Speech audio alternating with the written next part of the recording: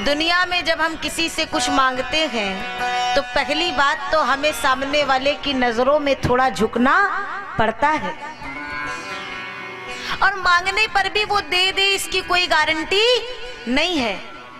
और दे दिया एक बार के देने से हमें आपको उस व्यक्ति की नजरों में उसके एहसान तले जीवन भर झुकना पड़ेगा। लेकिन वो परमात्मा ऐसा है कि एक बार यदि हृदय से मांग लिया ना तो दोबारा जीवन में कभी कुछ मांगने की आवश्यकता नहीं पड़ेगी। जा पर कृपा राम की होई ता पर कृपा करे सब कोई। लेकिन कृपा कृपा सब कोई करे पर कृपा पात्र नहीं कोई। अरे प्रभु, हम सच में आपकी कृपा के उस कृपा के पात्र नहीं है उस तरह से, लेकिन फिर भी किंकरा शिष्य किंकरा, हम एक छोटे से कण के बराबर हैं। कभी यदि आपको आपकी कृपा के योग्य लगे तो बस अपनी करुणा का थोड़ा वरद हस्त इधर भी बढ़ा देना गोविंद। जैसे गजेंद्र को तुमने तार दिया, जैसे गणिका को तार दिया, जैसे अजामिल को तार दिया, वैसे कभी आपको लगे तो एक दृष्टि इधर भी ले आना। सूरदास जी महाराज की दृष्टि में दोष जब आया तो सूरदास जी ने एक उस वैश्या के चक्कर में पड़े,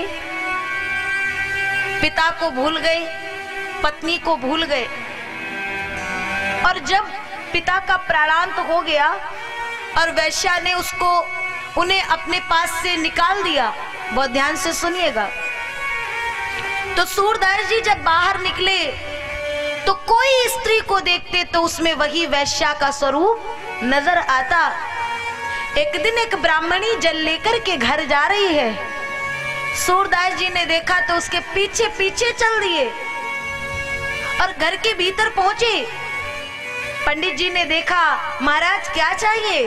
अभी अभी जो देवी आपके यहाँ गई हैं उनको हमारे समक्ष ले आए, हमारे सामने ले आए। ये कैसा, ये कौन है जो इस तरह की बात कर रहा है? उस ब्राह्मणी ने कहा, नहीं नहीं, आप मौन रहिए, अगर उनकी बात है तो मैं अवश्य जाऊंगी। और सुंदर श्रृंगार करके वो ब्राह्मणी पहुंची, और जो ही पहुंची सूरदास जी से बोली, मैं आपकी क्या सेवा कर सकती हूँ? सूरदास जी ने कहा, देवी अगर मेरी सेवा करना चाहती है तो जरा मेरे लिए 2 सूजे ले आ। बढ़िया एक रेशमी वस्त्र में थाल में रख कर के वो ब्राह्मणी लेके आई। सूरदास जी ने देखा और उन दोनों सूजों को उठाया और उसी पल उसी क्षण अपने नेत्रों में जोर से जो ही मारा ना, बाहरी नेत्र बंद हो गए, रक्त की रुधिर की धार बह चली। ब्राह्मणी चरणों में गिरी, महाराज ये मुझे पाप में डाल दिया आपने। सूरदास जी कहते, देवी तूने आज मुझ पर बड़ी कृपा की है,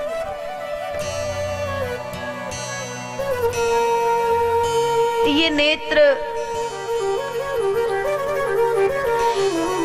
दिखाने वाले हैं ही नहीं। इन नेत्रों ने हमें वो दिखाया जो हमें देखना नहीं था।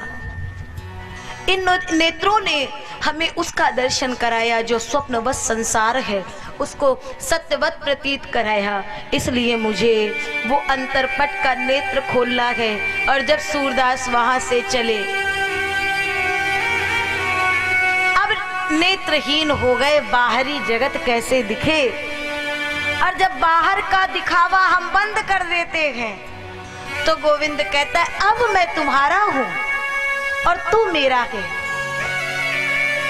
सूरदास चले और कुएं में, मार्ग में कुएं में गिर गए। भगवान गए तो छटपटा रहे ये।